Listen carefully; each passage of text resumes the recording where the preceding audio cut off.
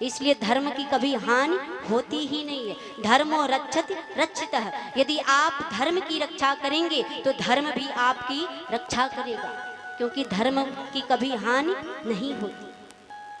और गीता में भी भगवान कहते हैं, यदा यदा ही धर्मस्य ग्लानिर्भवति भारत अभ्युत्थानाम धर्मस्य तदात्मानं सृजामि परित्राणाय साधूनां विनाशाय च दुष्कृतां धर्म संस्थापनार्थाय संभवामि युगे युगे। यदा यदा मतलब जब जब धरती पर धर्म की हानि होती है तब तब परमात्मा अवतार लेते हैं। देखिए, भगवान दुष्टों का संहार करने के लिए अवतार नहीं लेते। भगवान भक्तों को दर्शन देने के लिए, संतों को दर्शन देने के लिए अवतार लेते हैं। आज मैया देवकी का विवाह वासुदेव जी से संपन्न हुआ, और जब वासुदेव जी से संपन्न हुआ, इधर कंस ने कहा कि मैं अपनी बहन का रथ स्वयं ले चलूंगा, मैं सैनिक को नहीं भेजूंगा, मैं चलाऊंगा अपनी बहन का रथ, इसकी विदाई मैं करूंगा। आज कंस रथ चला रहा है, वासुदेव जी और देवकी मैया रथ में विराजमान है। जब चलने लगे, थोड़ी दूरी पर गए, जब गए तो आकाशवाणी हुई।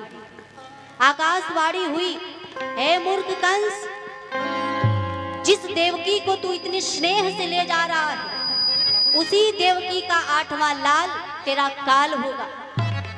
अब ज्यों ही कंस को पता चला कि मेरी बहन का 8वां लाल मेरा काल होगा, वहीं पर कंस ने तलवार निकाल ली और तलवार निकाल करके बोला, ना रहेगी देवकी और ना रहेगा मेरा काल, यहीं पर मैं इसे मृत्यु दंड दूंगा। तुरंत वासुदेव जी आकर के हाथ पकड़ लिए, बोले भैया ऐसा अनर्थ मत करो, आप अबला नारी के ऊपर प्रहार कर रहे हो। मैं आपको वचन देता हूं, यदि इनका 8वां लाल आपका काल है तो मैं वसुदेव वादा करता हूं प्रत्येक लाल को आपके हवाले कर दूंगा। और देखिए, कंस विश्वास भी कर लिया। क्यों? क्योंकि वासुदेव जी क्या थे? सत्यवादी थे, झूठ कभी नहीं बोलते थे। आज वासुदेव जी को और देवकी मैया को कंस ने कारागार में डाल दिया। और जब कारागार में डाला तो इधर सारे देवी देवता परेशान हैं कि ना जाने अब कंस के अत्याचार से हमें मुक्ति कब मिलेगी, क्योंकि कंस ब्राह्मणों के ऊपर अत्याचार करता था, गौओं को मारता था, ना कहीं यज्ञ होने देता था, ना कहीं व्रत होने देता था, हर जगह पाप फैल गया। और मैं आपको बताऊं, ये जो कंस है ये भगवान के द्वारपाल थे, जय और विजय।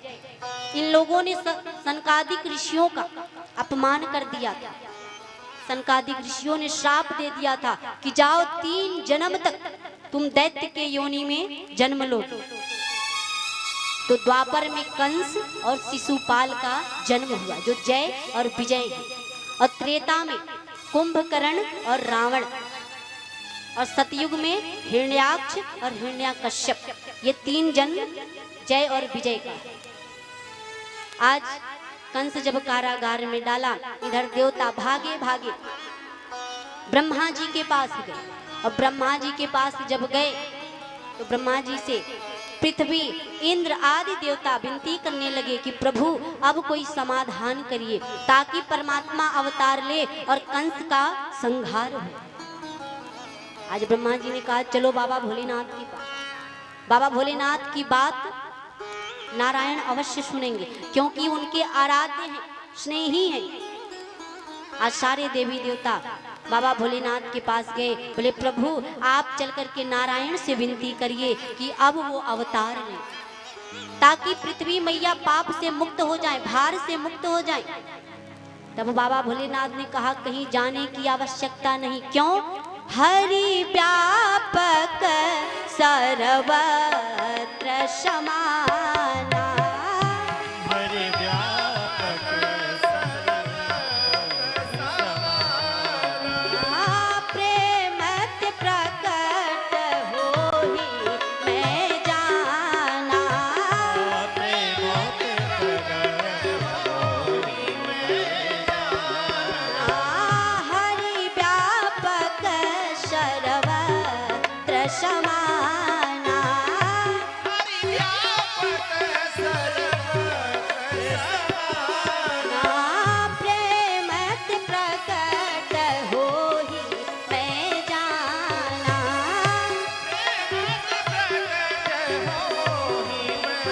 जाना।